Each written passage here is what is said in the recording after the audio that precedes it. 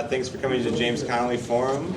I'm sure most of you know more than me about sort of history of James Connolly, and what I do know is, obviously Irish revolutionary, proud socialist, and because I live in Troy, know the fact that he resided here for a couple of years. I don't know much beyond that. I'm still reading a fantastic book that someone else who spoke here months ago, whose name I can't recall. Matt Callahan. Yeah. Not his book, but not his book, but this fantastic book that I've been reading.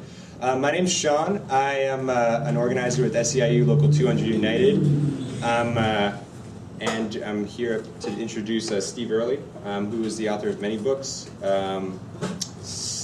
Civil Wars and U.S. Labor, which is an interesting book that, as an organizer with SEIU, it was very eye-opening, especially when I first started. It was the first book I read. As soon as I started the job, I looked up the organization that I was about to start working for, and it's very eye-opening, and it definitely sort of made me really consider what my role as an organizer with the union was, and sort of step back and not let ego sort of dominate my work, and sort of really consider what it's all about. And I appreciate Steve for writing that book. It was really good. Very long, but very good. But very long in the sense that... Unfortunately, Haymarket doesn't pay by the word. Oh, goodness. But no, it really covered a lot and different aspects of the union, and sort of informed my work moving forward, and continues to as we go. Though he just released a new book, Save Our Unions, which he's going to talk about today. And it's also interesting that he's here speaking at the James Connolly Forum, because I just read, what was it in these times, how when you were just starting out as a labor journalist, when you were still working with CWA as an organizer and a rep, how you used to use Larkin and James Connolly as pseudonyms. So without further ado, that was Larkin. Steve Early.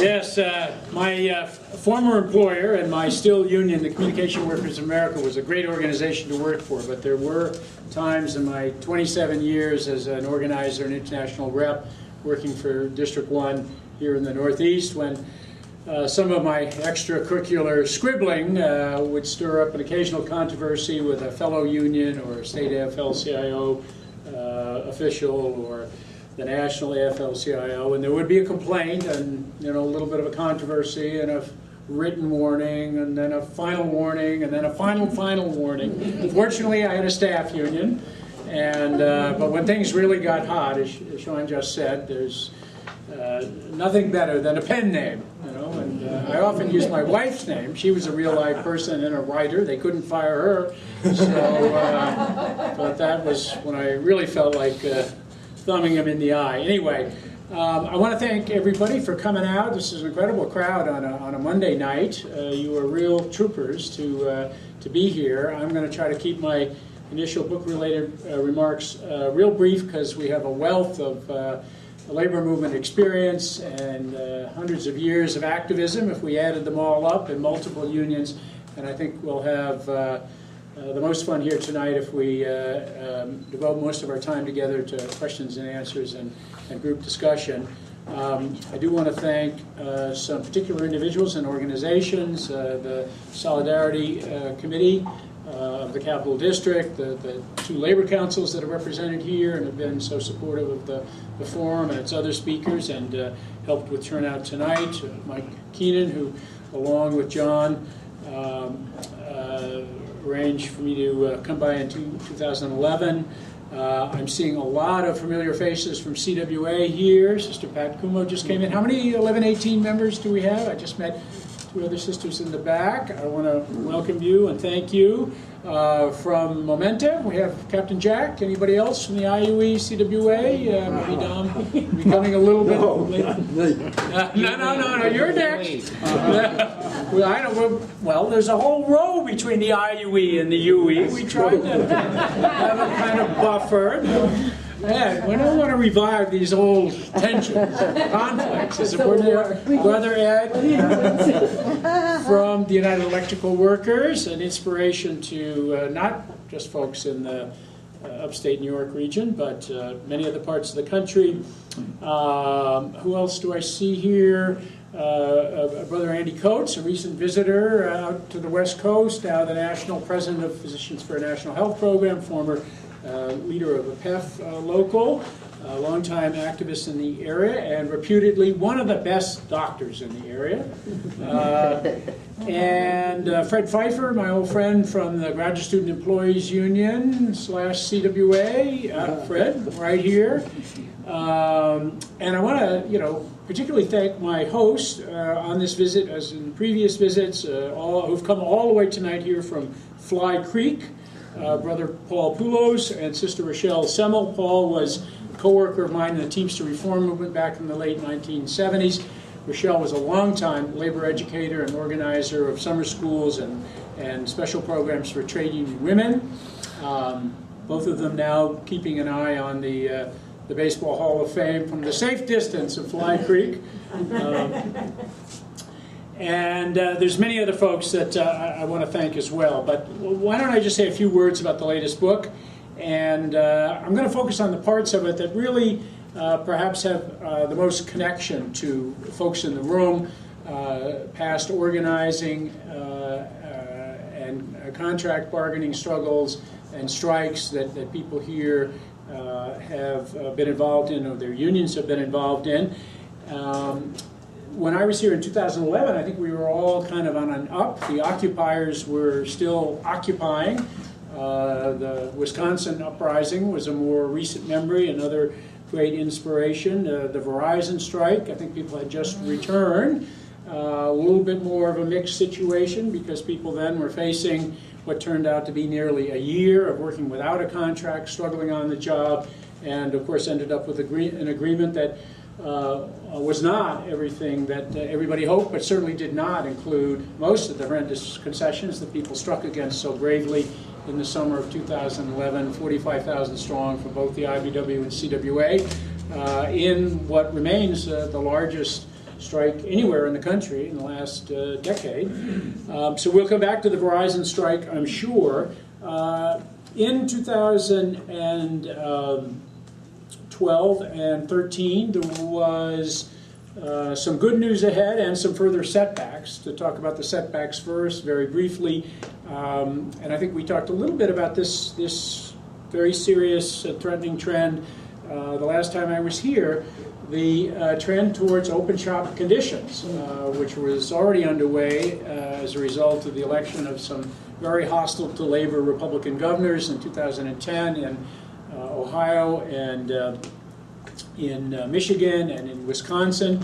But in Michigan, in 2013, 2012, we saw a terrible setback for labor in the private sector. The state legislature, dominated Republicans, enacting right-to-work legislation, which is going to have a very big impact on private sector unions who are only protected in Michigan until their current contracts expire. Next year, the auto workers are going to be renegotiating their agreement with the Big Three. There's 50,000 UAW Big Three workers still employed and living in Michigan. And the whole question of how many of them are going to continue to maintain their membership once Michigan, becomes as open shop as Alabama or Mississippi or anywhere else in the South is going to be, one very big uncertainty facing that union. In 2012, in August and September, we had the much better news from the Midwest of the Chicago teachers' strike, the second largest strike in the last 5, 6, 7 years. Wonderfully inspiring event.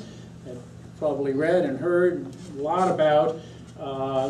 It didn't just come out of the blue. People who were concerned about the direction of the American Federation of Teachers locally and nationally for several years had been organizing, coming together. They formed a reform caucus in the union. They ran a slate, they got elected, and then they spent 2 years preparing for what they knew was going to be a major shutdown with Mayor Rahm Emanuel, a Democrat, a corporate Democrat, kind of a kindred spirit of our governor here, Andrew Cuomo, one very hostile to teachers and their established bargaining rights. And In the Chicago Teachers Union, Rahm really met his match in that strike.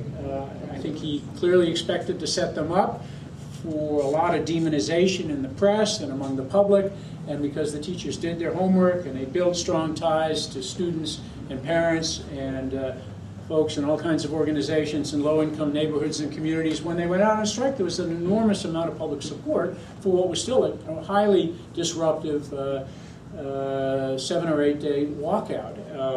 They continue to face very serious problems with the threat of charter schools in Chicago and the closing of public schools, but because the teachers there have put themselves on the side of the community and the consumers of public education, the folks that they serve, they have, I think, in many ways avoided being attacked and demonized and marginalized in the way that other public employee groups have ended up, unfortunately, when they've come under attack by powerful mayors or governors, state legislatures, or any of the Koch brother-backed groups that are targeting public employees, and particularly teachers.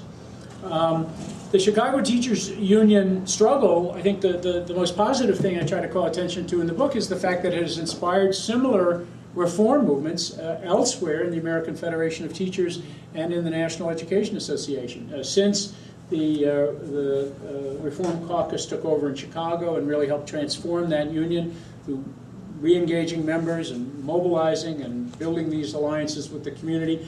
A similar group has taken over the United Teachers of Los Angeles, which is a joint affiliate of the AFT and the NEA. In my old home state of Massachusetts, by a very narrow margin, just last month, a wonderful woman named Barbara Mataloni, who has been a school psychologist, a high school teacher, and a teacher of student teachers at the University of Massachusetts, was just elected president of the largest labor organization in Massachusetts, 110,000 members, the Mass Teachers Association.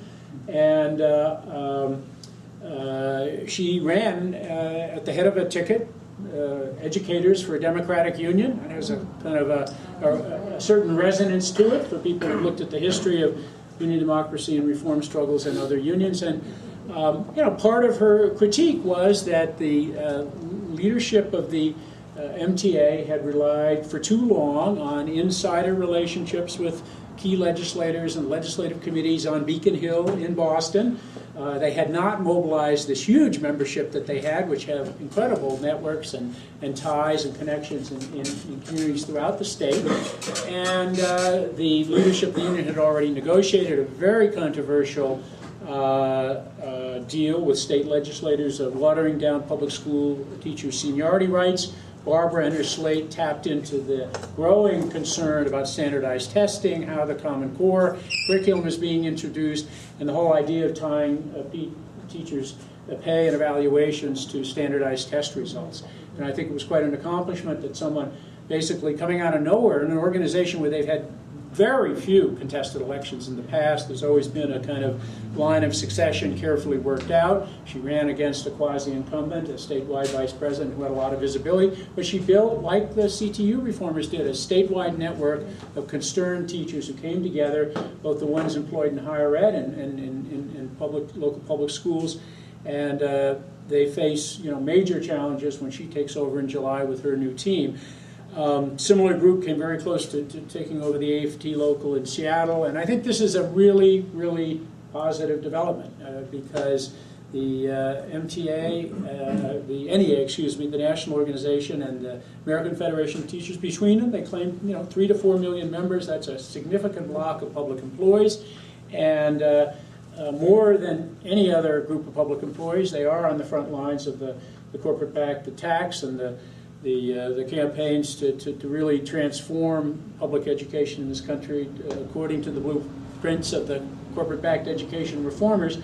And the two unions, the AFT and the NEA, from the perspective of many members, have just been too conciliatory. They have not really pushed back hard enough, and I think they're getting the message that they better start doing that, or their own job tenure as elected union officers at the local, state, or maybe even national level will be a lot shorter. you know, the book talks about the fact that getting elected as someone supporting change in a union really is just the first hurdle, and it's a substantial one in many unions that some of us have had years of experience in. There's a couple of chapters that deal with, you know, what comes next. Usually you inherit an institution that hasn't fully utilized the incredible capacities of the rank and file membership. So, you know, I look at some successes and some failures and some kind of mixed bag situations where people got in as reform leaders at the local or regional, national level of their organization and didn't fully utilize the support that they had when they ran for office, tried to do too much themselves, and you know, ended up you know, not looking a hell of a lot different than the people that they replaced. And certainly anybody who's still on active duty in the labor movement at the moment, and I'm not, I'm just a rank and file member of the Newspaper Guild out in California now, where the Bay Area Guild has a section of freelancers, about 100 people who are not employed by any newspaper, but work as independent contractors, and you know, I'm their shop steward. But you know, I know from seeing what's going on in the rest of the local, you know, where people are employed at newspapers like your paper here in Albany, and it's an incredible grind being at the bargaining table. The demands for concessions never ends, the whittling away of jurisdiction, the undermining of bargaining units through outsourcing, and so forth. So when people, you know, take on incumbent leadership, when they put together a reform program, when they get elected, the next challenge is, you know, how do we implement our program for change in a way that is going to make real change. And I think many of you know that one of the most inspiring kind of private sector reform struggles is one that John assisted as a longtime member of the Machinists, that directly grew out of the controversy among members of the Machinists at Boeing in Seattle this last winter, when this hugely profitable company came to the union, demanded deep concessions, including doing away with defined benefit pension coverage and introducing healthcare cost shifting and all kinds of other givebacks. And there was resistance at the local level, in the largest local affiliate of the Machinists anywhere in the country. But the national union sided with the company, sided with the Democratic state legislatures, the Democratic governor, all of whom pressured the workers to accept the concessions. And the first vote on them was decisively against the givebacks. The second vote, held under controversial circumstances in January, led to narrow ratification of some deep cuts at Boeing. A clear job blackmail situation where the company was threatening to take a whole line of production elsewhere if they didn't get what they wanted. You know, the positive part of that story was that out of that came a national reform campaign led by Jay Cronk from the railroad section of the Machinist, who was fired from his position as an international rep when he dared to run against the incumbent president. I think it's a healthy thing, and I'm sure most people in this room agree, that you know, at least once every 50 years, and that's how long it's been since the last contested election in the Machinist, that you have some choices at the top, right? It kind of reinvigorates people. It starts a debate. It gets people more involved. And the Machinist, you know, had always kind of discouraged that by passing some rules involving nominations that made it hard for people to actually compete for top positions. The Labor Department intervened this time and reran an election, and so for the first time people had some choices. And hopefully Jay and his rank and file running mates, even though they didn't win, are going to keep some sort of organization going. It's going to be a watchdog group that's going to help continue to try to build rank and file power in Boeing and other machinist shops, and that it won't be another 50 years before we have the next contested election and full-scale membership debate. But I think John was probably disappointed, and many other people in the campaign were disappointed at how low the level of membership participation was. I mean, here's a union, one of the few, we actually do have a one-member, one-vote system. I mean, the Teamsters have it, the mine workers, a few other unions, The top officials are not elected by convention delegates. Everybody gets to vote, but when those ballots, well, they didn't have a mail ballot, but when people got the chance to vote for their national offices at their locals, there's only, 5 to 10% of the total membership that participated. So I think that's one of the things that sets in when people get out of the habit of democracy, of feeling that they can have some say about the direction of their own organization. The other thing that I think was really important about the machinist struggle and the issues that Jay and particularly his running mates from Boeing campaigned on, there's been a lot of publicity that's been very inspiring and very important, about low-wage worker organizing over the last couple of years. The fast food workers movement and the continued series of protest strikes by the UFCW-backed our Walmart workers organization. I mean, here you have workers who do not have collective bargaining rights. They're not covered by a contract. Their employer, whether it's the fast food chains or Walmart, have not recognized unions anywhere. But the workers are showing that you can still strike, even as a minority of the workforce, if you have sufficient support in the community and from other labor activists. And the tremendous publicity that the fast food worker strikes and the Walmart strike, protest strike activity has generated, you can see it reflected in the great progress that's been made, long overdue lately, to try to boost the minimum wage, either the state level in many parts of the country, the city level in some cases, and hopefully eventually nationally. Where we're still weak is in what my friend Peter Knowlton, the Northeast Regional Vice President of the UE, calls the other fight for 15. That doesn't get as much publicity, and that's the employer's fight to drive, manufacturing, unionized manufacturing workers' wages, $28, $29, $32 an hour down to 15. And that fight for 15 needs a little bit more bolstering, where possible, by our labor councils, by the National AFL-CIO, and by that part of the broader community that has sympathized very strongly with the plight of low-wage, immigrant workers. This other fight to drive good-paying jobs down to a $15 an hour level, part of what was going on at Boeing. I think, the job blackmail of the UE brothers and sisters up at Fort Edwards, the threat to close the plant, take that GE work down to Florida and start over with people doing the same jobs down there in a right-to-work state for 12, 13, 14 an hour, what the big three got with two-tier wages, and people going into the auto industry making half of what experienced workers make. This is a real crisis in manufacturing, and Peter Knowlton, dealing with that every day at the bargaining table as the UE regional leader, convened a meeting at the Labor Notes Conference in April to try to get folks from the IUE, from the Momentive local, where they have struggled to uphold the traditionally higher wage standards of unionized manufacturing workers in this area, members of the machinists, members of the steel workers, members of the auto workers, together to resist this other fight for 15. Because if we lose that one, even as we're bringing people up from the bottom, it's still going to be a net loss overall.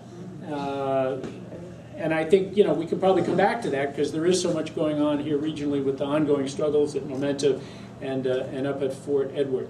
There's another part of the book about the state of the strike. The Verizon experience showed in 2011, though there was a lot of controversy about it, that there are other ways to strike than an open-ended 4-month or 7-month siege that doesn't end until you get a contract.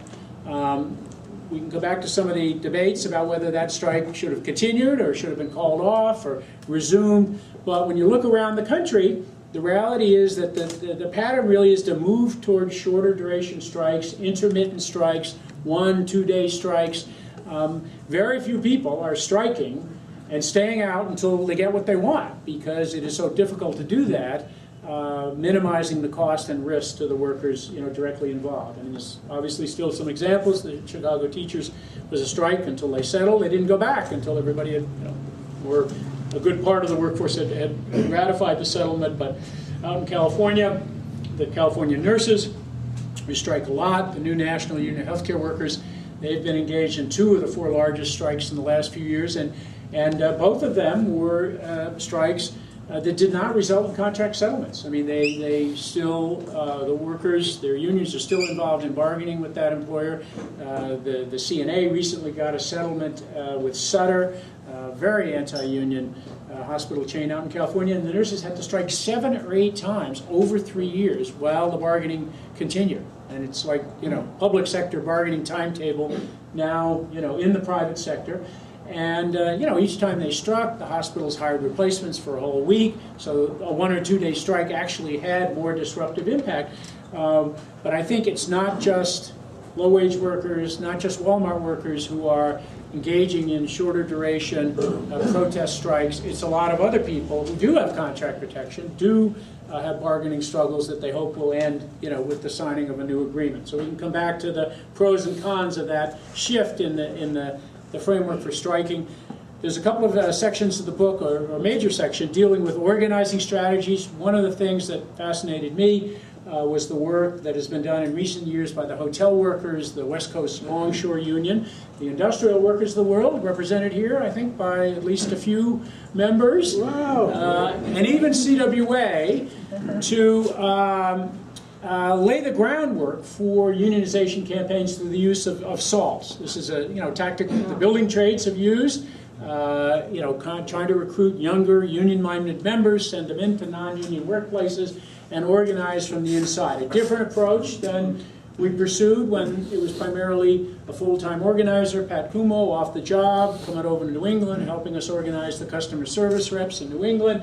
But, doing it as someone who had done the job, worked for the same employer, but outside the workplace, trying to help people build a committee on the inside. So I look at some of the experiences of young people who've gone in and got jobs at casinos, hotels, Starbucks, T-Mobile retail stores, with union support and, with some kind of strategy in mind of building an inside committee, but playing a very different role than the one that a number of people have here as full-time union organizers. There's also a case study of CWA's 10-year campaign working jointly with a big German union to try to win organizing rights and eventually a contract for workers at T-Mobile, a company with 25,000 wireless workers in this country. Very unlike AT&T Mobility. It's almost entirely non-union except for one small group of techs in Connecticut and one recently organized retail store employees group in the city. And that's an example of how, when we are weak, even in a basic industry like telecom, we need allies, not just in the community, not just among the rest of the labor movement, but also among stronger unions abroad that, like this German union, have some clout with the parent company of T-Mobile, which we've tried to utilize to give workers somewhat more of a level playing field at T-Mobile. And we come back to some of the experiences recently that the auto workers had in Chattanooga at Volkswagen, where they thought they had a free and fair election that they could win because of the intervention of a German union, and because of other outside involvement, they tragically and narrowly lost. There's a whole section about telecom. I won't get into too much more about that because we have some experts, active and retired CWA members here who've been through it all. Let me just say that one of the major challenges is organizing wireless. And we just had a big victory in New York City, Verizon Wireless, the first representation election win on the wireless side of Verizon and his predecessor company since 1989. Shouldn't be one every 25 years. We're not going to survive with that rate of election victories, but a very brave group of young men and women, new to the union movement, a lot of them from immigrant backgrounds, hung tough in a group of about 75 during a real terrible, brutal management anti-union campaign blitz, and they still voted 2-1 for CWA. So one of the challenges that I kind of suggest in the book that people processing the experience of the Verizon strike in 2011 and the contract campaign until the settlement in 2012 is, what's the plan for 2015? And clearly now, part of that plan has to be getting a first contract for this wireless group, and also for the Cablevision workers in New York who've now been, going for 3 years trying to get a first contract. Let me just say, and this will probably trigger a lively discussion in light of the recent visit to Albany by the Working Families Party. The final section of the book is like, how do we develop greater capacity for independent political action in the labor movement? You know, I try to be ecumenical about this. When I worked for CWA, thought it was great that a lot of rank and file activists in New York were very enthusiastic about the Working Families Party. 2006, I was part of a labor group in Massachusetts that got the whole question of fusion or cross-endorsement on the ballot in Massachusetts. We were trying to get it enacted there so we could set up a Working Families Party that would have its own ballot line. We ran a union organizer candidate who got 360,000 votes as the Working Families Party candidate for state auditor, 19% of the vote, one of the largest third-party showings ever in the history of the state. And, you know, I've been aware of some of the criticism that people have made in New York about the internal functioning of the party. But certainly, the party had a very lively state committee meeting here. I think last weekend there was a very active debate about whether to use the line to endorse the incumbent Democrat or to, you know, run a Working Families Party candidate against Governor Cuomo. You know, the book looks at the experience of Vermont, next door. Very impressive what people there have been able to accomplish over 35 years pursuing a more pure third-party approach. Maybe it's the smaller scale of the state that makes that possible.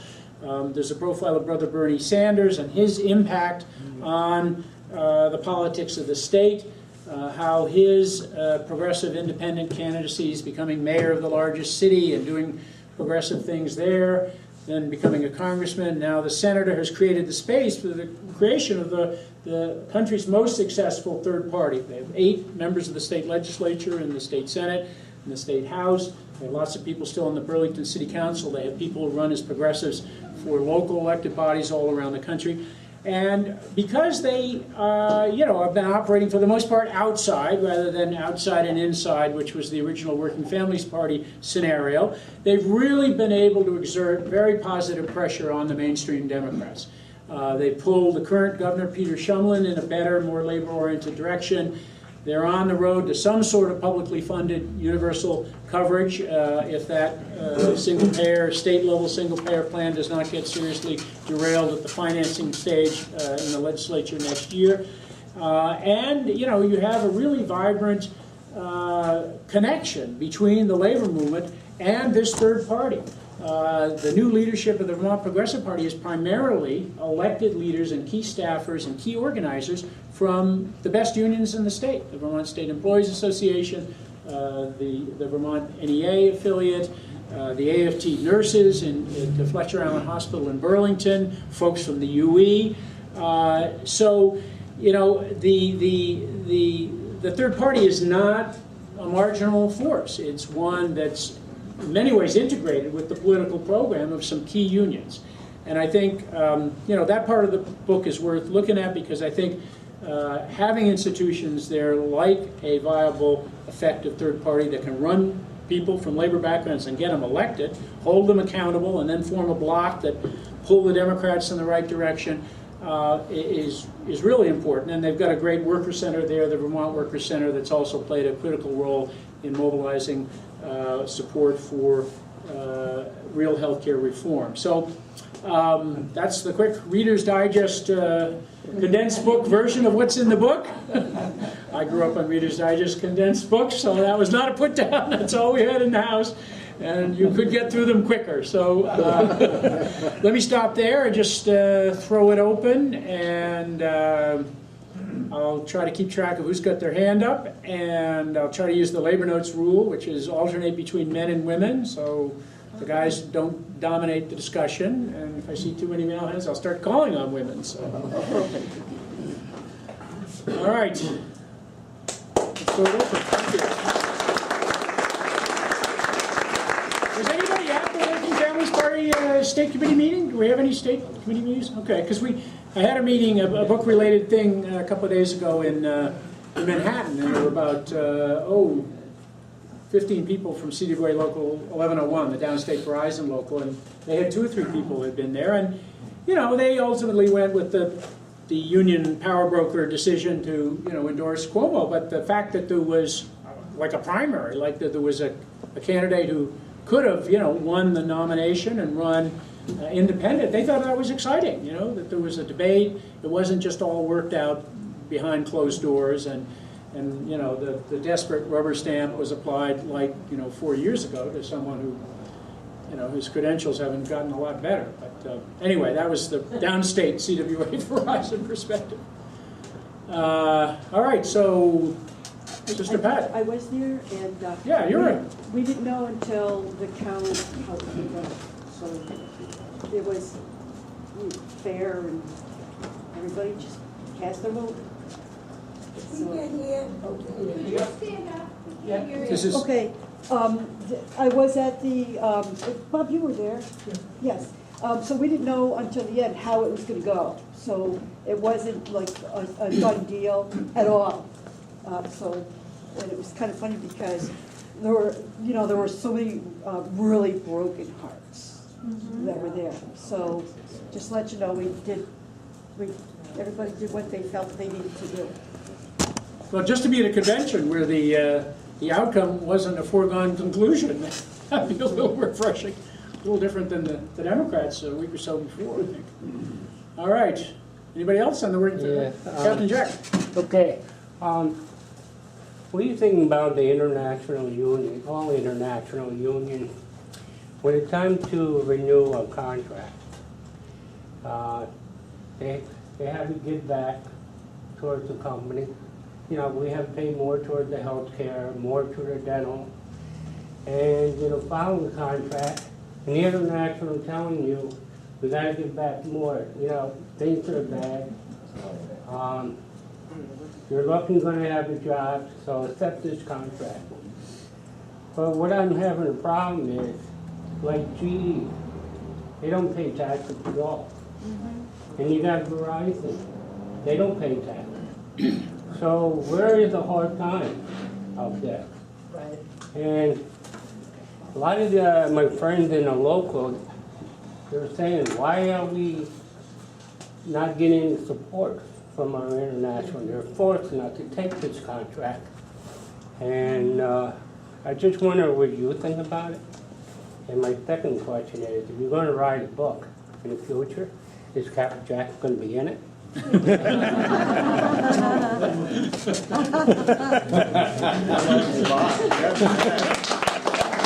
on what you do in that outfit between now and the next deadline. A really good question. What's that? You gotta stay busy, Bruce. No retiring into the closet. Well, you know, the Boeing situation that we could, that I was referring to earlier, and, you know, John was heavily involved in that and supporting the reform network that grew out of the anti-concession struggle there, is, I think, the most glaring example of job blackmail. You know, a company that's hugely profitable, basically saying, you know, we're going to take work somewhere else unless you agree to this long list of givebacks, and then enlisting supposedly labor-friendly Democrats in the legislature, in the governor's office of the state, in that pressure campaign to get people to make concessions. And then, of course, the international union, you know, is actively working for that outcome as well. And then when they can't get the vote they want, they make people vote until they get it right. I mean, as in, accept. To me, that's not a proper role for an international union. I mean, we all know how they function, but I think we really need to re-examine the logic of the people at the top who are furthest away from being directly affected by the decision. And maybe, you know, the militants, the anti-concession forces at Boeing were wrong. Maybe the company was prepared to, you know, move that work somewhere else, and maybe people would have been hurt. Maybe they would have been laid off. Maybe, you know, bad things would have happened. But, you know, shouldn't it have been their decision to make? Shouldn't they have had the final say? The notion, and it's a very kind of condescending one, that the national union officials have to step in and make decisions for people that they're not capable of making is pretty insulting and infantilizing for 30, 35, 40-year machinists at a company like Boeing. You know, they've done the work, they've built the planes, they've maintained a union, and they're perfectly capable, I think, of weighing the pros and cons, the information they're getting from all sources, and deciding what risks to take with their own futures, their own jobs, and you know, their own company. And so it's definitely not helpful, and you guys have experienced it more than any CWA affiliate in the area, to have an international union body kind of lean on a local. It's a little more complicated when the bargaining structure links your local to others or other unions. But I think a lot more respect should be paid to the wisdom and the risk-taking and the decision-making of the people directly affected, who pay the dues, who are the base of the union, who are the union. And yeah, you want the input of the national union officials that you elected, or their research staff, their lawyers. Get all the information you can get from everywhere. And of course, the company will be filling your ear with their version of reality, but ultimately it should be, you know, a rank and file decision. Now, we know that that doesn't happen enough of the time, except perhaps in the UE. And, you know, the only way that people can change that is by upending the pyramid, right? I mean, by running against the people at the top, whether it's, and then electing somebody like, you know, Ron Carey and the Teamsters back in the 1990s, or someone like Jay, if he runs again, and it's not, you know, all about one person, but, you know, a team of people are going to get in, try to make the structure of the union more democratic, and defer more to people at the local level when they have these tough decisions and tough choices to make. And treat them like the adults that they are, who understand what they have at stake and don't need to be further swayed with scare talk from people whose salaries they pay. I don't think that's, you know, a helpful role. The sister and then John, yes. I think you were getting at this before, but I'm not exactly sure. I can give you a context and then you can explain it from the union perspective. Years ago, I was on a school board in my city. Could you get up, because we can't hear you. I can speak louder. Can you hear me now? Yeah. Oh, all right. Yes. This is a former classroom teacher. I know she can be heard. I got a teacher's voice. Many years ago, I was on a school board in my city. And the way I got elected and other folks was from a coalition, community-based approach. All of us got on the school board. We had majority for a while. We were making change. But people stopped attending meetings, stopped being part of the voice of change. And I think you were beginning to get at this before. You get great people in unions elected, and then the rank and file falls away, and they can't, those folks who got elected can't make change without that support. So maybe you could touch on ways that we can, from a democratic perspective, you know, getting activism going, push back and get people back on track to realize you can't just elect a person and expect them to make change. You have to continue to be part of that. Yeah.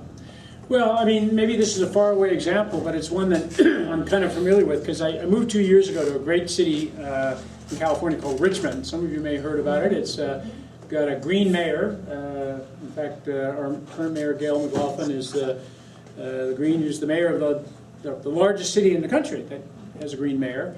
And she was elected 8 years ago. She's termed out now. But she has always run as part of a slate, an organization called the Richmond Progressive Alliance. The elections are nonpartisan at the local level. So most of the people in the city, it's 85% people of color, largely Democratic, about 100,000, few Republicans. But the progressive movement you know, runs not individual candidacies, but like in a union, a slate, right? People have to agree to a common platform. They have to agree not to accept corporate contributions. They have to agree to be accountable.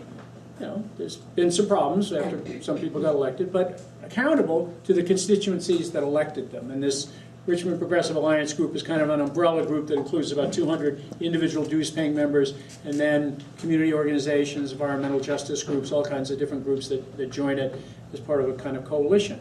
The other thing is that it isn't a group that just appears every 2 years for, oh, we got to run a mayor candidate, we got to run some people to city council. It's active all year round on issue-oriented campaigns, turning people out for city council meetings, beating back the attacks of the other side on the people who've been elected. And clearly in that community at least, there's a high level of civic engagement, in part because some of the issues are so serious related to refinery pollution and safety and a lot of other things that have come to the fore. But I mean, people there do understand you just can't send good people to city council or to the mayor's office or the legislature and then sit back and wait for them to solve your problems for you, because the problems are too big, many of them, to be solved at the city level anyway. So there's only so much they can do, even with a lot of grassroots pushing. But I think it takes a number of years to kind of build that understanding that it's not just about electoral politics. It's about how the electoral politics ties to grassroots movement building, how candidates that you run are going to function differently, not an individual entrepreneurial, elect me, I'll set you free, and I'll have a great career, and nothing changes for the people who cast votes. But one that really says we're all in this together. And maintains an organic connection to the labor movement, or as much of the labor movement is willing to be part of this kind of different relationship.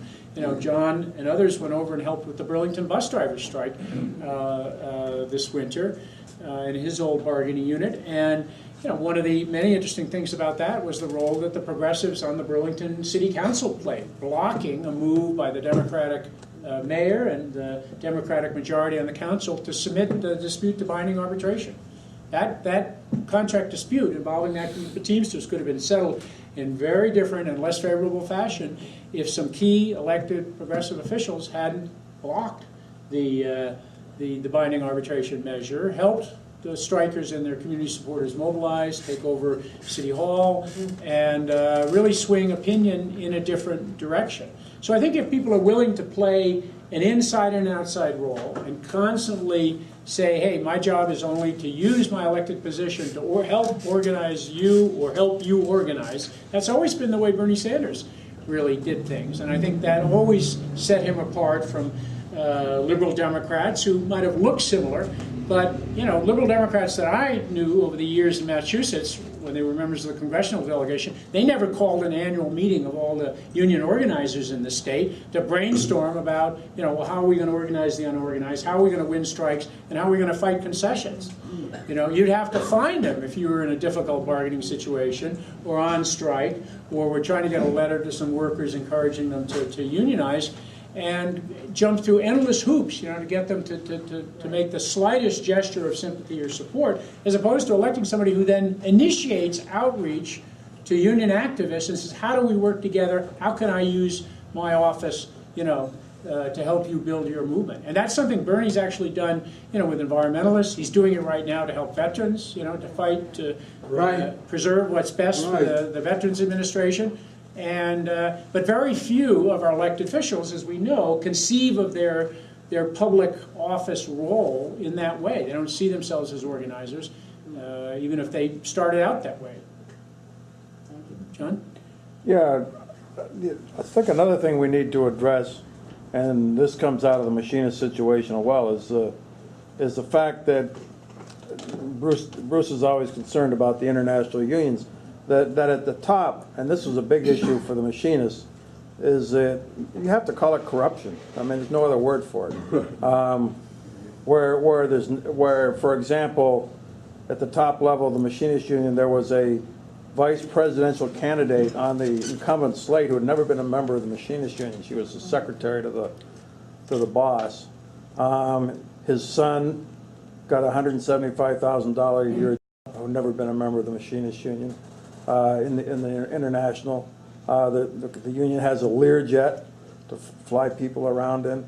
All these things really start to rub workers the wrong way when their wages are going down, and it appears to them, I think correctly, in the example of the Boeing workers, that the main concern of the international is keeping the dues flowing because Boeing promised to keep jobs in Washington if they made these concessions, and the conditions under which the workers worked was not really a prime concern. It was how many dues were going to be paid to keep the lifestyles of these people at the top fat and happy, and that's got to be addressed. And just one other thing, contrast that to Shama Sawant, who just got elected to a $120,000 a year job at the City Council of Seattle, and she's only taking $40,000 of it and putting the rest in a solidarity fund for various organizations. And Howie Hawkins here has said he'd do the same thing. I mean, there's a big dichotomy between... I can personally attest that 120,000 goes a long way, because when I had a book of that in Seattle last month, she came, and she had her staff of 3, all paid out of the 120,000 that is supposed to go to her, were there with her. And yeah, I think we need more labor movement examples of that. And there have been some in the past. When Brother Ron Carey got in 1991, wasn't perfect, but a very courageous guy who came out of the reform movement that Paul and many others spent many years building the Teamsters. He did sell the Teamster jet. He made other changes in the finances of the union that were very important. He eliminated multiple salaries. I mean, the Teamsters at that time soaked up millions of dollars in dues money, paying people for international union jobs on top of jobs they already had in their locals, in their district councils and conference structures they had at the time. So people pyramided salaries. He eliminated cut the extra international paychecks, a practice unfortunately that Brother Hoffa has restored, put that money into organizing, eliminated some of the parts of the Teamster bureaucracy that were not producing good results for the members. So I think, yeah, any union, even ones that are struggling to deal with the budget crunch brought on by declining membership, could probably do more in that area. Very few unions, I think, have ever adopted the rule of thumb incorporated in the UE Constitution that no top officer or staff member should be paid more than the highest paid member in the shop. Now, when you get big amalgamated unions with hundreds of thousands of members in many different industries, that becomes an incentive to organize some group somewhere, if you have that language, that's going to have higher pay. But the idea of a cap, this was actively debated at the AFSCME convention. Anybody who was here was a delegate to the AFSCME convention in 2011.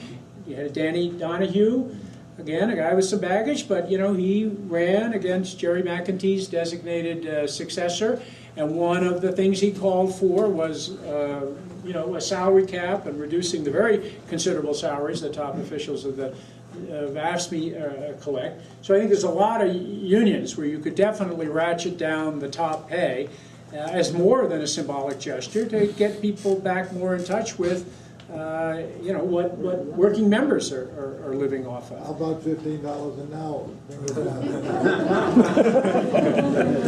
How about that? Well, the $15 an hour thing, that's a great slogan. It has been a great rallying point. But I think one of the concerns that's been raised about, SEIU's role in this, which, to the extent that a union has stepped forward, pumped millions of dollars into this campaign that's not directly producing new dues-paying members, you got to also step back and say, all right, this is a union that represents about 2 million workers. Probably 1 million of them don't make $15 an hour. So maybe some of that dues money that's being spent on fast food workers ought to be pumped back into building strikes among nursing home workers or hospital workers or other existing members of SEIU. Because, and I'm not suggesting that people in SEIU are begrudging of their union resources being used to help other workers. But I know some have also looked at their own paychecks and their own hourly rate and said, when are we fighting for 15, in our next contract or our next industry-wide bargaining? So, Steve, I was just being facetious, really, but I have sort of strange views on work and what people should be paid. First of all, I believe if they want you to show up on a job, you're worth $15 an hour. If they want you to do something, then you start negotiating. But secondly, easier in the old days, Paul. I've seen over the last 10 years, productivity as workers in this country have increased exponentially. Okay, well, wages haven't risen. They fuck around with the unemployment, the inflation figures. taken away the oil, the gas to heat your home, and they've taken anything to do with energy out of that equation. So in reality, your level of inflation is just much higher. And that's the reality of the situation. I just, in retrospect, Steve mentioned I was a member of the union, Teamster Union, and a dissident in that union, but it took the government to put the International into trusteeship in 1980. And the reason that the trustees of the union, there were 21 executive board members, agreed to that trusteeship. Giuliani was then the estate's attorney. The reason they agreed to it was for immunity from prosecution for their role in the corruption. But I think as of last year, there was 700 Teamster officials now removed from office as a result of that trusteeship. But it took that government trusteeship to get rid of us. And now this is in conjunction with the TDU and the dissident groups raising hell all over the place. But I don't know that the answer is just replacing the top. I believe it starts at the bottom. And it's our obligation as members of the union to find out more about it, how it's operated, how it runs and whatnot, to prevent that shit from happening.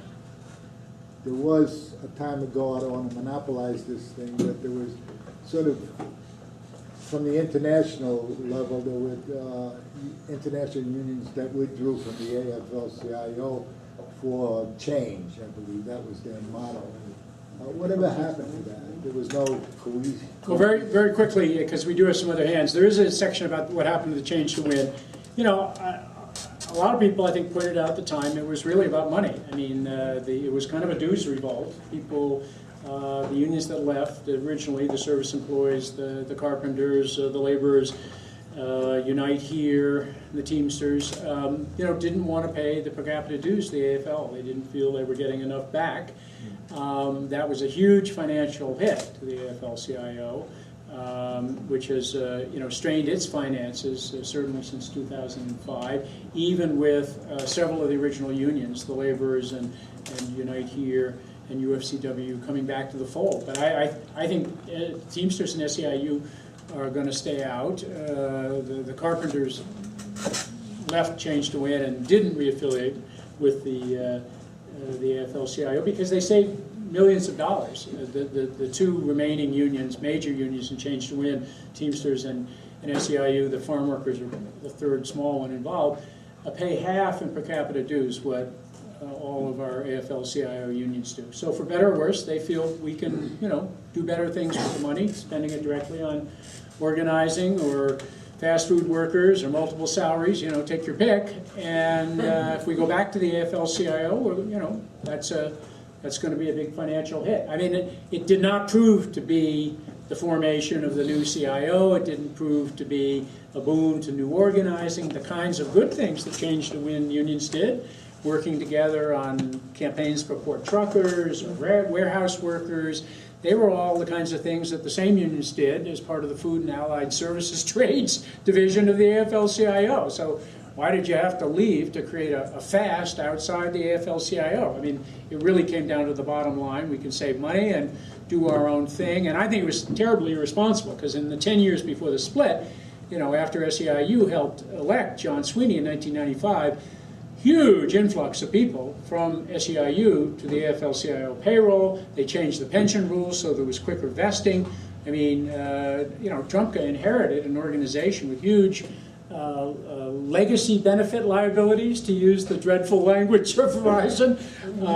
You know, they owed a lot of money to current and past staffers for, you know, benefit coverage that they got as an inducement to come to work. And then after 10 years, a bunch of unions said, well, you know, we tried to reform the AFL-CIO, didn't work, you know, goodbye, well, we'll go off and do our own thing. And then, you know, 3 came back. You know, the whole thing was, in retrospect, kind of much ado about nothing, but the bottom line was money and the difference in per capita dues, much more so than any real difference in program.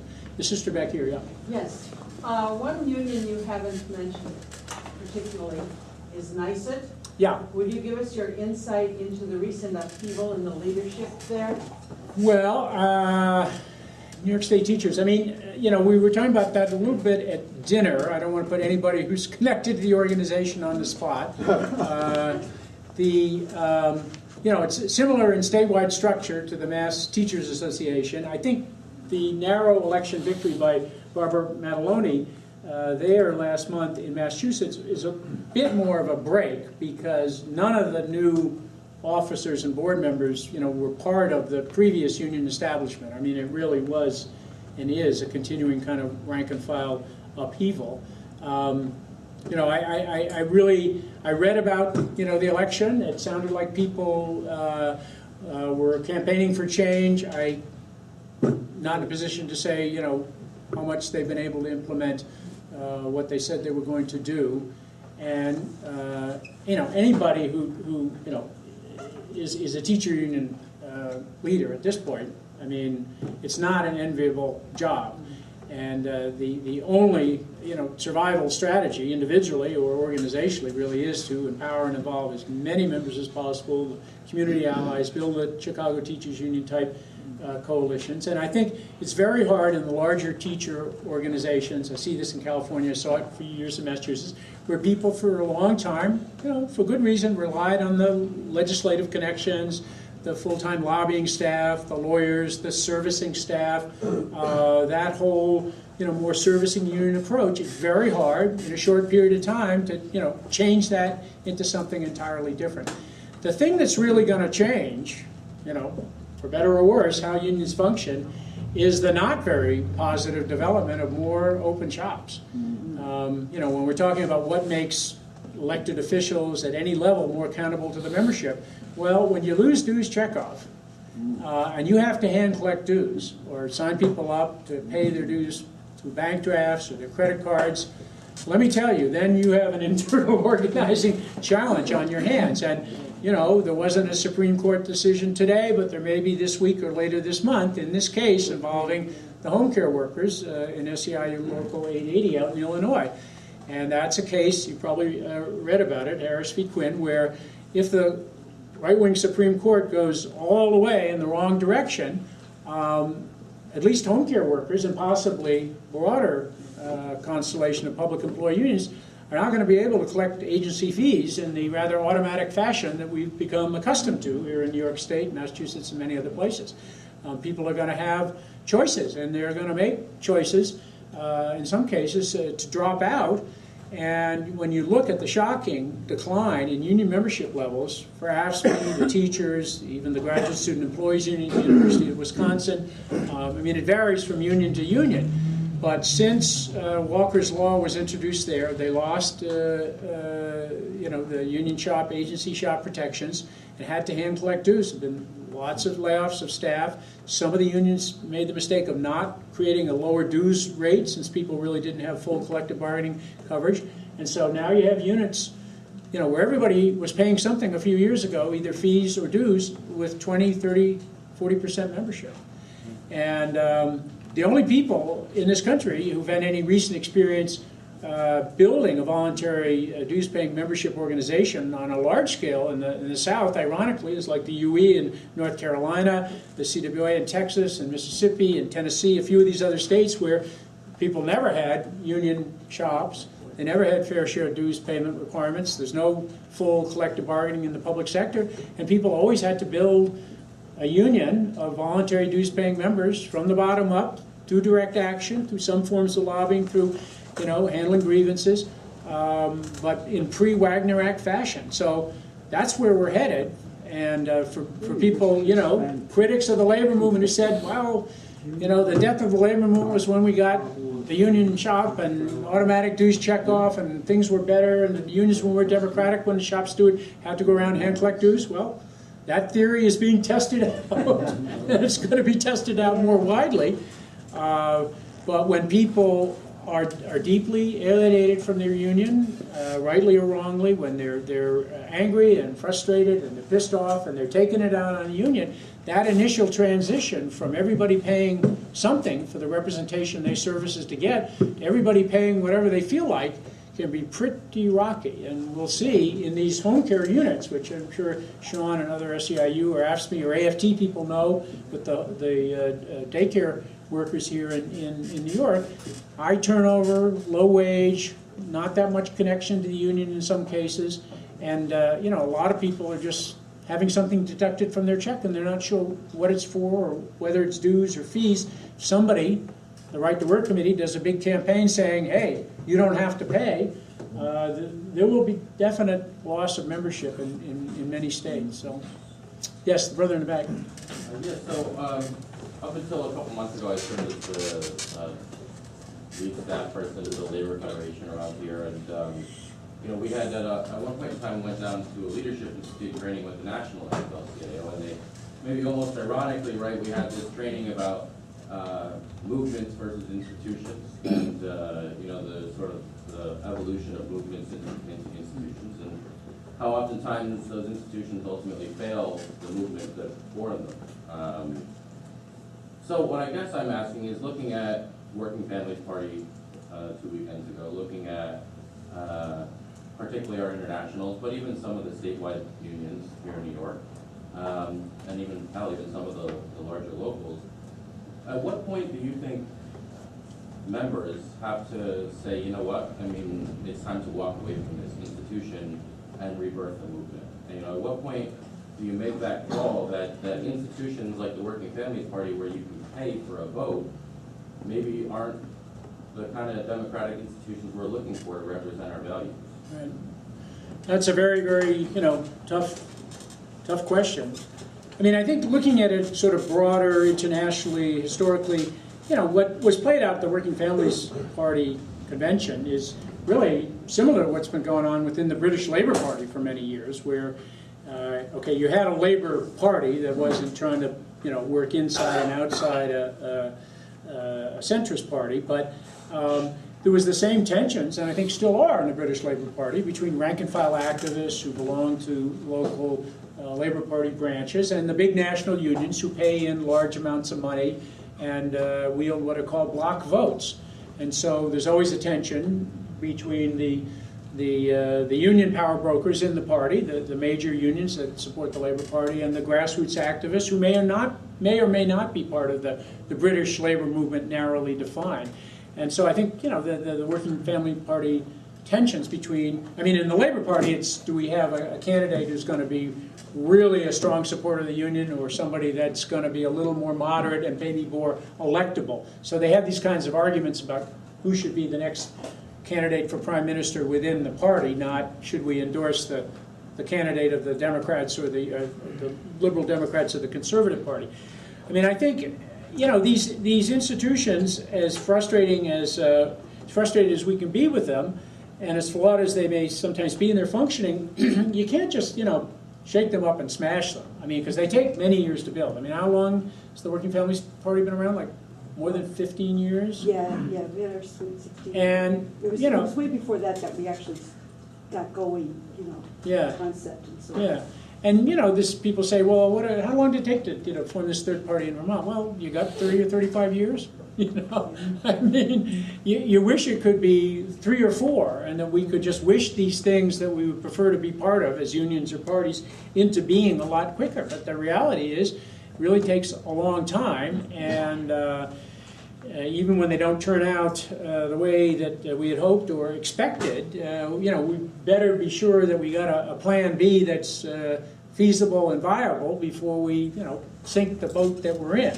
And I mean, I'm all for experimentation.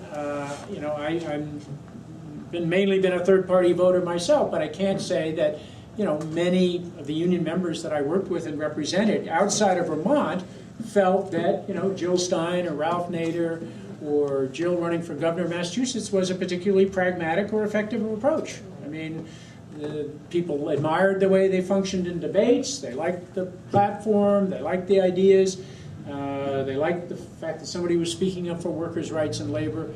but getting people to actually throw away their vote as they saw it was very difficult, except at the level where the elections were more competitive and third-party people had a shot. So in many one beef I had with the Working Families Party is that they tried to export the model to Vermont in a setting where a more pure third party had actually already put down deep roots. I mean, I thought that was kind of offensive. The idea that they've been able to duplicate themselves in other states seems to be working. I was in Portland, Oregon recently.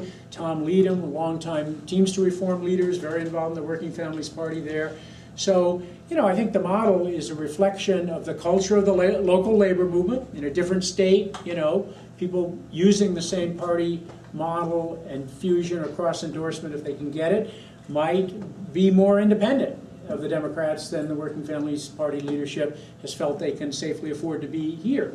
So I wouldn't, throw out the baby with the bathwater or say that, because there was disappointments or undercutting of somebody like Howie Hawkins in a local race, in New York, that any place, anywhere you ever try to form a Working Families Party, it's going to be, doomed from the start. I think we have to try a lot of different approaches. People running as flat-out socialists in Seattle. This wonderful woman, Shama Sawant, was able to win. In other places, people are running with the progressive label. There's the Working Families Party model. In New Haven, they have a great group called New Haven Rising, primarily backed by AFSCME and the hotel workers. They've pretty much taken over the city council there. Labor activists running for public office, not really, so much as Democratic Party loyalists. They identify with this local progressive alliance. Lorain County, Ohio, a bunch of, labor activists ran for city councils there and ousted incumbent Democrats who were supporting privatization and outsourcing. I think the breaks are going to take a lot of different forms, and it would be a mistake to say, in a country as big and diverse as ours, with an electoral system that's as hostile to third-party activity, that we ought to be doing it the same way everywhere. It's not going to happen, and where we are going to make some inroads is going to be more from the bottom than from the top. I knew that would be controversial. Yes, the brother here. Yeah, how do you see the impact of the role of technology, and I mean on the organizing, jobs, contract negotiation, stuff like that, and do you feel that the union movement has caught up with technology, or are we still lacking? Very, very good question. I think people's experience, and other people should jump in, probably varies a lot, again, depending on the kind of job they do, kind of industry they're in, private or public sector, and their own union context. Clearly, the better unions, and sometimes just rank-and-file activists, are using the technology to kind of network in a way that's very, very empowering in terms of information sharing and if necessary, bypassing official sources of information that may not be too informative. In the run-up to the 2011 Verizon strike, there was that IBW-CWA rank-and-file initiative, Ready to Strike, in 2011 Facebook group, got up to like Still there, still going. 5,000 or 6,000 people.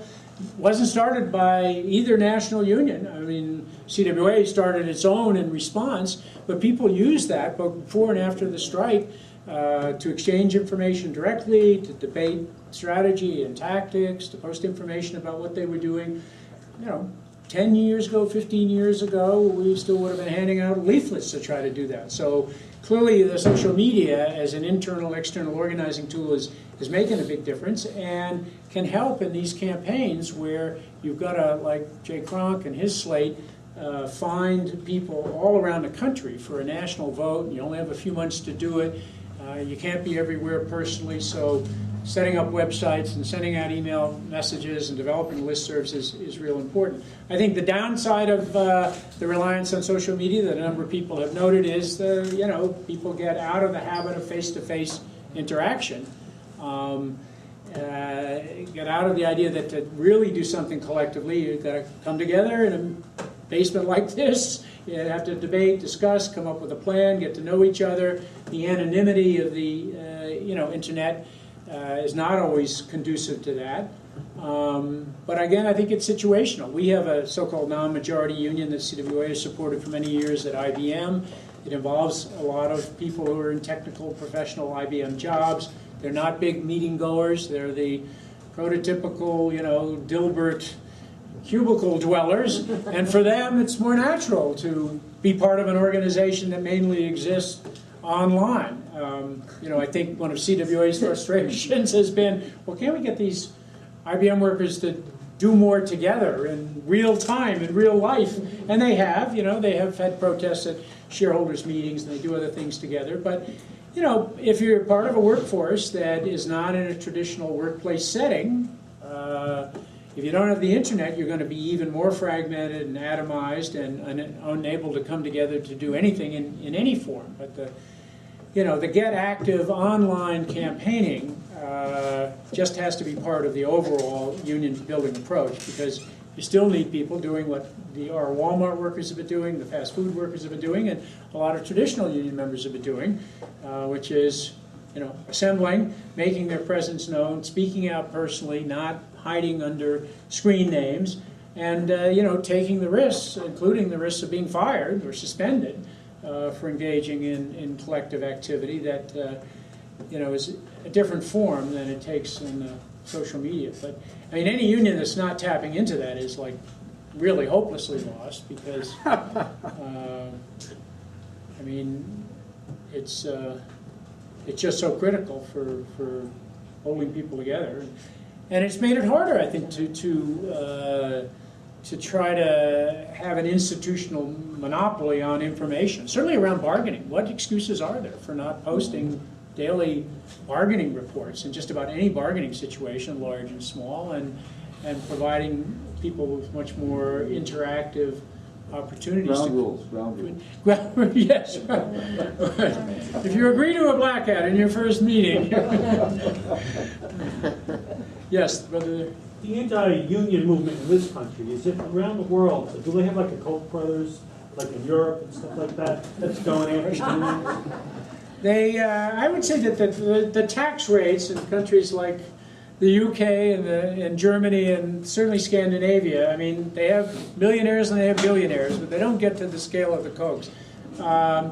No, I think one of the disturbing things about the Koch brothers phenomena and the larger growth of so-called independent political expenditures is that I think it's starting to pollute the politics of other countries, though, more of the Western European countries have restrictions on advertising, in French national elections. I mean, you get, you're able to advertise, but only, on the same basis as all the other candidates. You can't buy independent advertising. I mean, there's the combination of those kinds of election rules and public spending schemes of various sorts, level the playing field a little bit. But obviously, the left, progressive, union-based parties of Western Europe have taken their own battering to varying degrees in recent years, and do not have the clout that they had in the past. I mean, they still have statutory protection that's broader, and that global corporations have not been able to roll back. I mean, the interaction that CWA members have had with German telecom workers around the situation with T-Mobile has been eye-opening, I think, for both the Germans who've come here and the T-Mobile workers have gone to Germany.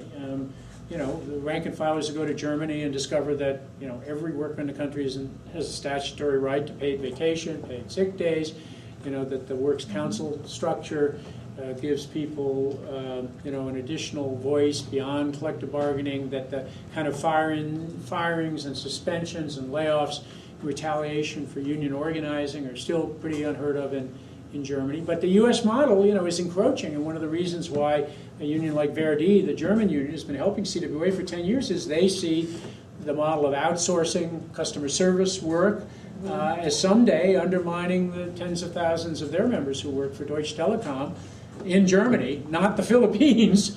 But if the T-Mobile model spreads back to the home country,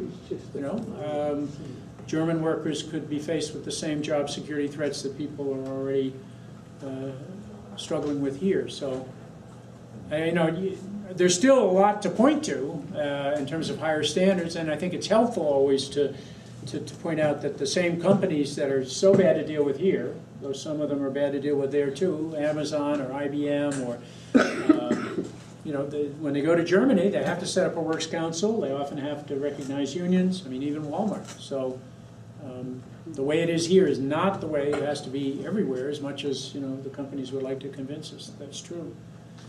The brother here, and then Andy. Yeah. Me? Yeah. Good. What I don't hear, and I have no answer to this, but what I don't hear is anybody focusing on the perceptions of beginning workers that, hey, I'm doomed to have 7 jobs between now and taking a walk.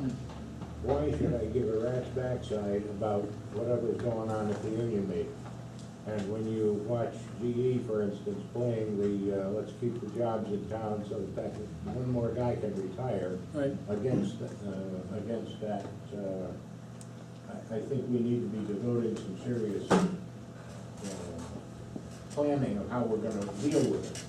I think that's a very important question. I mean, maybe some of the 1118 folks here would want to comment on it. Certainly a lot of the Verizon locals, the traditional landline telephone locals, both IBW and CWA, mainly CWA, when they have organized wireless workers at AT&T, the company that was Singular that's now AT&T Mobility, that workforce in the retail stores and even some of the call centers and even some of the techs is different culture than the traditional phone company workforce.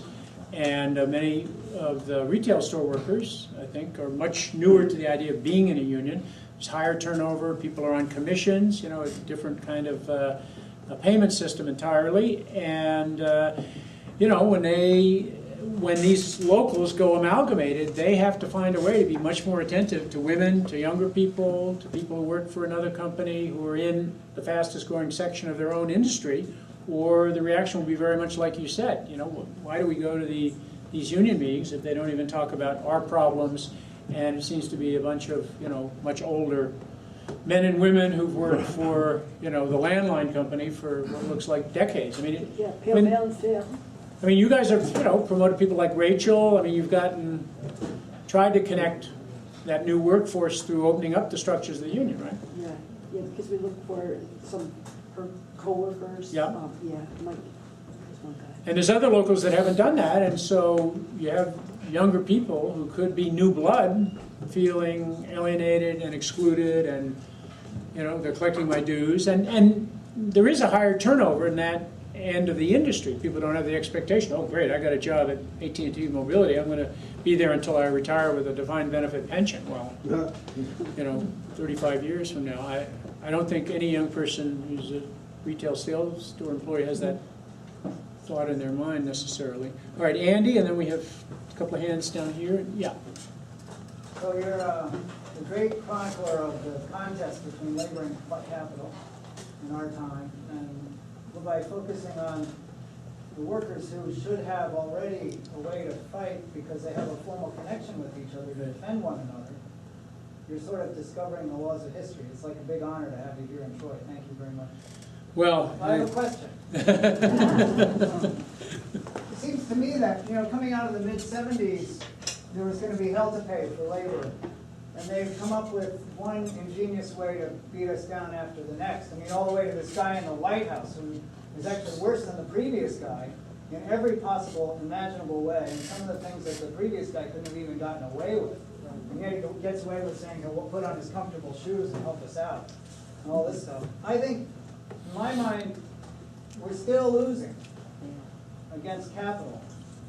But you've looked at all the details. So are we losing worse? Is it accelerating? Are we gaining ground? Is there some spark of hope that you really want to point to in the big, big picture? well, you know, people who work for many years union organizer tend to have you know, optimism of the will, as an Italian once called it, as opposed to pessimism of the intellect. I mean, it's the old glass half empty or half full. And, you know, you can look at the same glass and see it two ways. I think that there's enough going on out there. The teacher stuff we talked to, the low-wage worker organizing, the worker center networks, the greater sense of the need for solidarity with both immigrant workers here and workers abroad.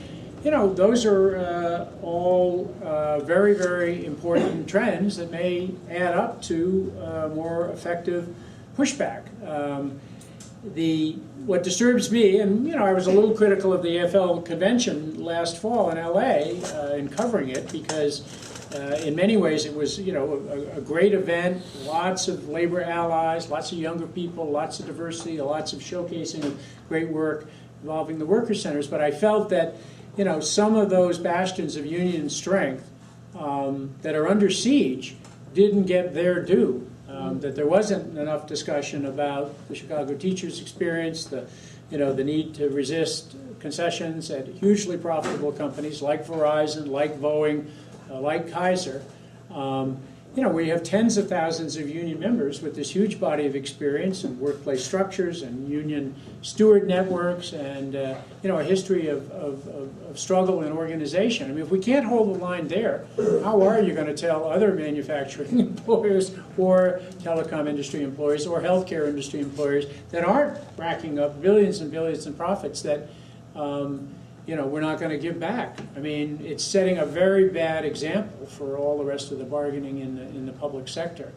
And that's why in the book, there is stuff about the Boeing struggle and the Kaiser strike struggles and this effort to try to build a new union in healthcare in California, and the importance of the Verizon struggle.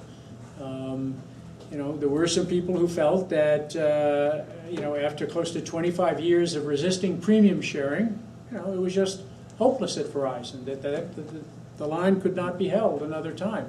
I personally think that if we had framed the struggle a little bit more like we did in 1989 at NYNEX, this is a fight for real health care for all, but by resisting cost shifting at Verizon, we're going to further the struggle to go beyond the ACA and really get what we need. That struggle might have resonated a little bit more than it did, and it certainly was starting to generate public sympathy. But there was a demonization of people, of being overpaid, having benefits that nobody else had, and being ungrateful for that, and being like something out of the last century that was just outdated and outmoded, and why don't you get with the program? Well, did Ivan Seidenberg, Mr. $20 million man at Verizon, ever get with the program? No, he benefited from the company's huge profitability, so why shouldn't the workforce that created the profits? So I think... how do you fight that sentiment, though, of other workers that, they don't have it, so you shouldn't have it too? Well, in the book I try to recall what we did, both IBW and CWA, at the NYNEX strike in '89, when the cost-shifting trend, wasn't so far gone, and actually more people were still not contributing to their premiums. But even then, we had to deal with a pattern of contracts settled right before that strike started. A major contractor, Raytheon, an IBW unit, where they had agreed to horrendous cost sharing. So there was a certain amount of pressure even then. And I think the only way that we could make that struggle resonate with people who had healthcare coverage that was not as good was by positioning ourselves, the strikers, as their defenders. We're fighting for national health insurance. We're fighting to get this issue off the table once and for all. Our making concessions on our benefit plan to Verizon is not going to help anybody else in the industry or the economy. And I think that helped rally support and get us out of the bag of being seen as a greedy kind of special interest group only concerned about ourselves. It gets harder with the defense of pensions, but I think, we got to try to reframe that fight the same way, because when so few people have defined benefit pension coverage, their only imaginable alternative to having more secure retirement is an expansion of Social Security. And, if we simply assume that everybody should jump on board when most people have only 401ks or nothing at this point, that's not going to happen, and we're just going to make it easy for the employer, public or private sector, to paint us into a corner and make us look like the bad guys. So I think that issue takes a little bit more brainstorming. But certainly the single-payer movement, is being revived around the backlash against Obamacare. This thing is turning out in ways that are not helpful to union bargaining. Cadillac tax is already being felt, even though it doesn't go into effect for another couple of years, and the undermining of the 20 million families, retirees, working members who are covered by multi-employer Taft-Hartley funds is horrendous. And I think that the challenge there is going to be how do we feed that disillusionment, that backlash, that feeling that this is boomeranged on one of the key constituencies for healthcare reform into struggling for something better. I mean, otherwise people are going to scapegoat the Democrats, they're going to scapegoat union leaders who told them the ACA was a good thing. So I think that's a major challenge right there. Okay, we got Fred, the brother here, and the brother in the back. Let's start with the brother in the back, so he's stand up a little bit and move our way forward. Yeah.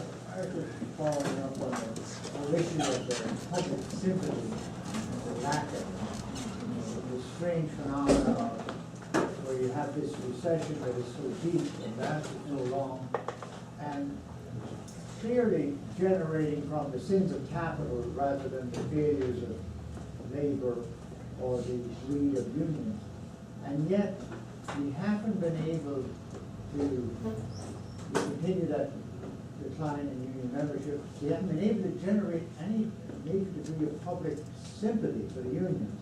I mean, apart from the issue of the hostility over, public employee pensions, public employee benefits, that, there seems to be an absence of a larger ethos of maybe an ethical ethos of fairness or justice, and even though the media is largely corporate sympathy, there's still enough data out there which points out there's huge CEO salaries, the abuses that took place in Wall Street, and yet all of that information has failed to generate that kind of sympathy that you were talking about. And I'm wondering, do we have to undertake some billion-dollar Madison Avenue advertising campaign to convince people that, justice ought to be served, that there ought to be some balance?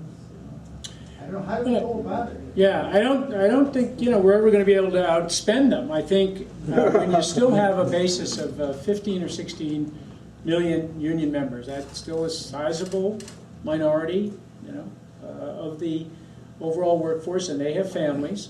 And I think if not an overall coordinated approach, you certainly see some of the more proactive unions in particular sectors figuring out that, to survive, we have to position ourselves as the defenders, the protectors, the ralliers of the people that we're serving. The California nurses fighting for staffing ratios and patient safety. They put that front and center of every contract fight, so they don't get boxed in as the nurses who make 90, 95, 110, 120,000 a year at the better paying unionized hospital in Northern California. Teachers, we've talked about some examples of how teachers, have fought in some of their contract battles, even where they legally can't bargain about it, on issues like class size, and fighting school closings, and all the things that are supposedly management prerogatives.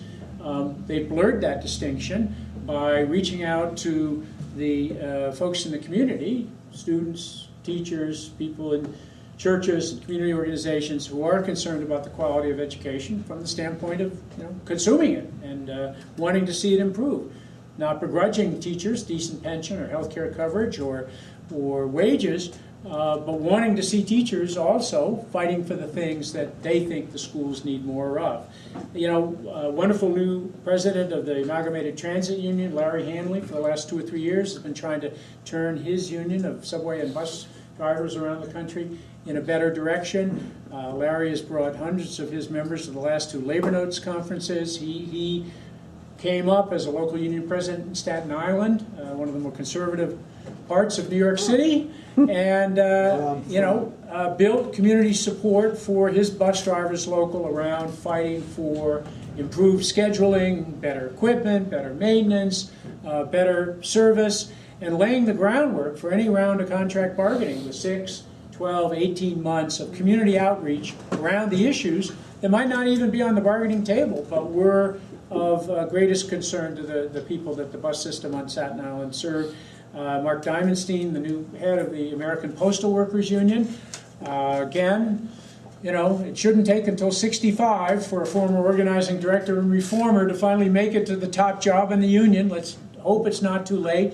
He's injected tremendous new energy into the anti-privatization efforts of all the postal unions. Got the letter carriers and the mail handlers together to work more closely with his union. They're going after outsourcing of their work to Staples, and they're trying to come up with some creative ideas for other products and services that the Postal Service could offer that might, you know, increase its revenues and enable them to hire more people and, you know, revive and maintain and defend the Postal Service. So, Are you saying leadership is key? Are you Yeah. saying that we need a leader, we need a Martin Luther King?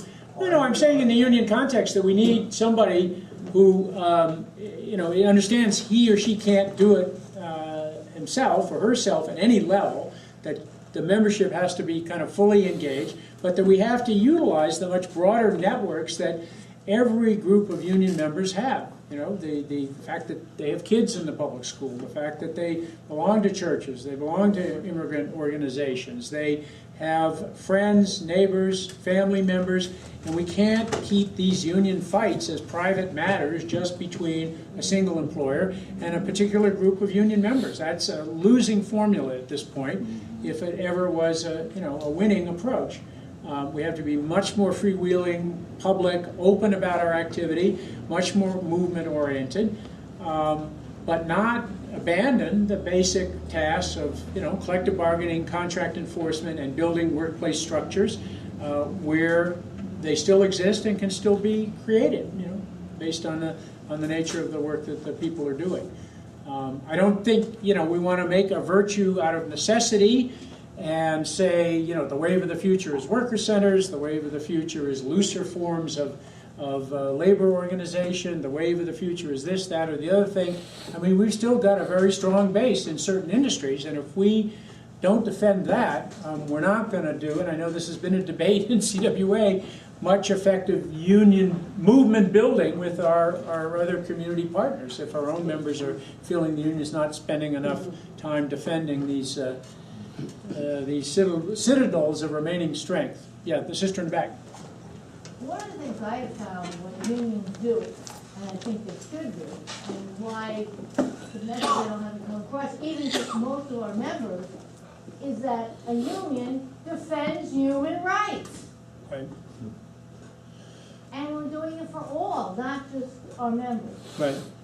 Yeah, I think when you look at the success of the Vermont Workers Center-driven campaign for single-payer health care in Vermont, they have purposely downplayed, and there's been some controversy about this, you know, the use of that term, single-payer, you know, which is kind of a technical term, and it's all been about the you know, campaign for health care as a human right. They felt that the human rights framing of it was something that was going to resonate better than this kind of technical term, or even describing what they're trying to achieve there in one state as a version of Medicare for all.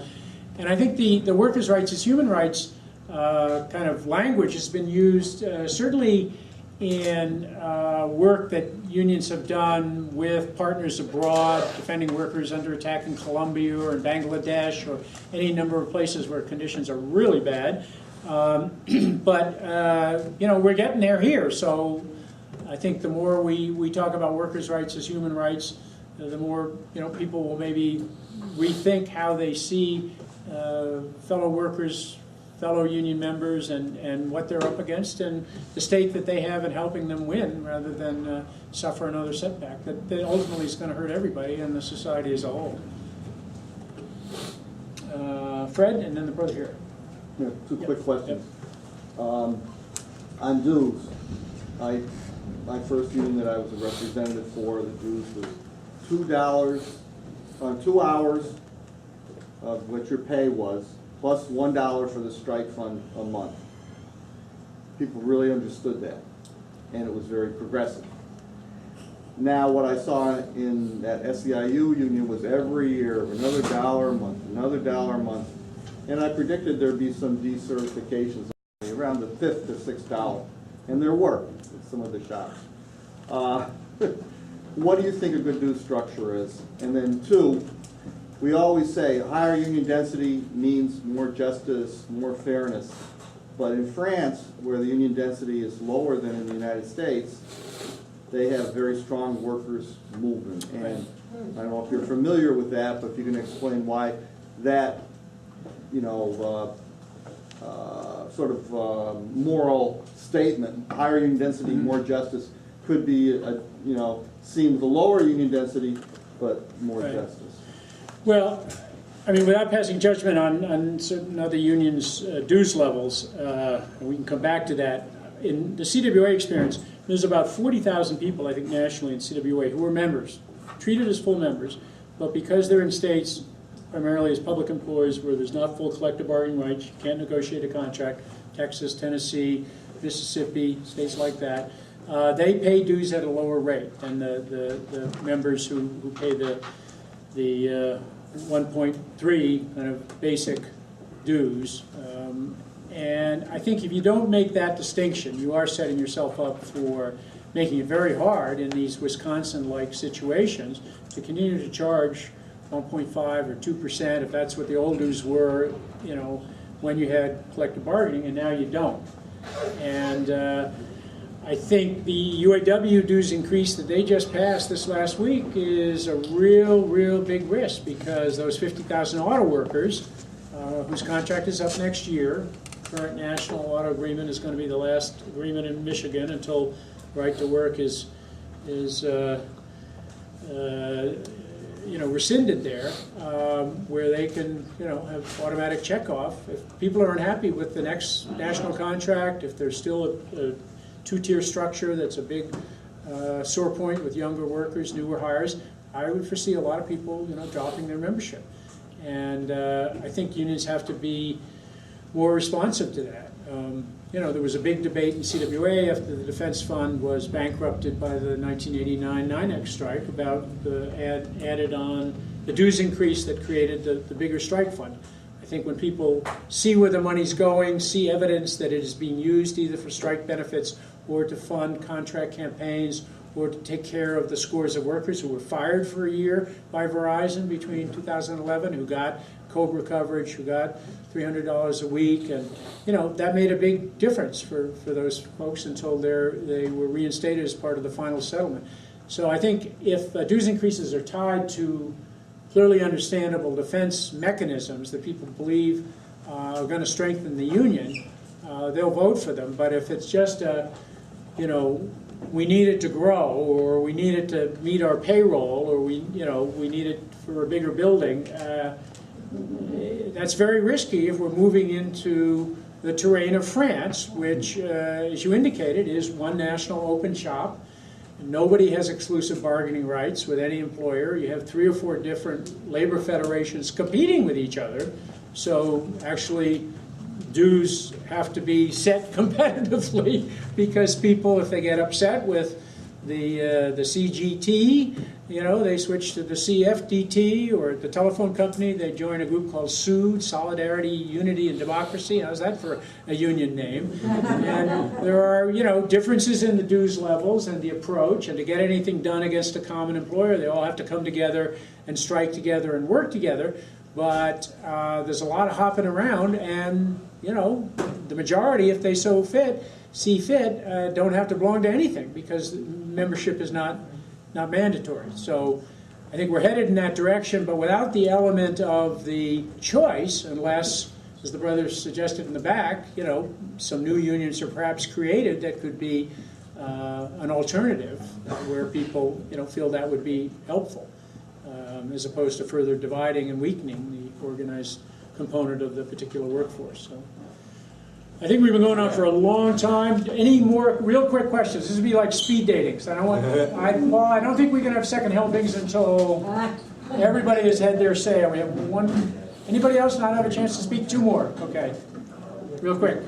I mean, I think one way that unions might be able to win the support of the low-wage workers and the unorganized people would be if, like, the largest unions in New York State were to advocate for like a statewide social security system where every worker would pay maybe 3% of their salary. Anybody who's not in a defined benefit plan would pay 3% of their salary into a state social security fund, which would be matched by the employer. that would be a way to get beyond this, well, you have it and we don't, so we Yeah. shouldn't have it anymore. And it could be a way to get younger people interested in it. I would agree. I mean, anything that applies to everybody, like the Yeah. paid sick leaves campaign recently in Vermont, didn't get it this year, maybe they'll get it next year. But I mean, we have a big retirement crisis in the United States now. The younger generation isn't gonna have the money to retire. They'll still be paying off their college debt, so we need to come up with a plan. All right, yes, let me hear it. Don't you think that in an age of multinational corporations, we need a multinational labor movement? Or to phrase it differently, one big union for the world? Well, I think we do. The problem is, you know, and this gets back maybe to Andy's question, everybody knows how much more mobile capital is. They have that advantage. You know, it's a kind of command system. You know, CEOs give orders. There's a lot less voting about things. They're not membership organizations in the sense that unions in any nation state are or should be. And, you know, when corporations go global, they change, they transform themselves, they move in different directions very quickly. Much, much harder for unions rooted in particular nation states to keep up with that. Now, the best of them have tried to build relationships with counterpart labor organizations in other countries, use the social media to communicate, but there's still barriers of language and bureaucracy and a lot of other factors. I would look at the case study of the CWA T-Mobile campaign. You know, what's distinctive there is that rank and file workers have had face-to-face exchanges. Call centers here have been adopted by call centers in Germany. It's just not the higher level union officials having conferences, passing resolutions, and giving speeches. It's actually worker-to-worker stuff. But that's very hard to do. It takes 10 years.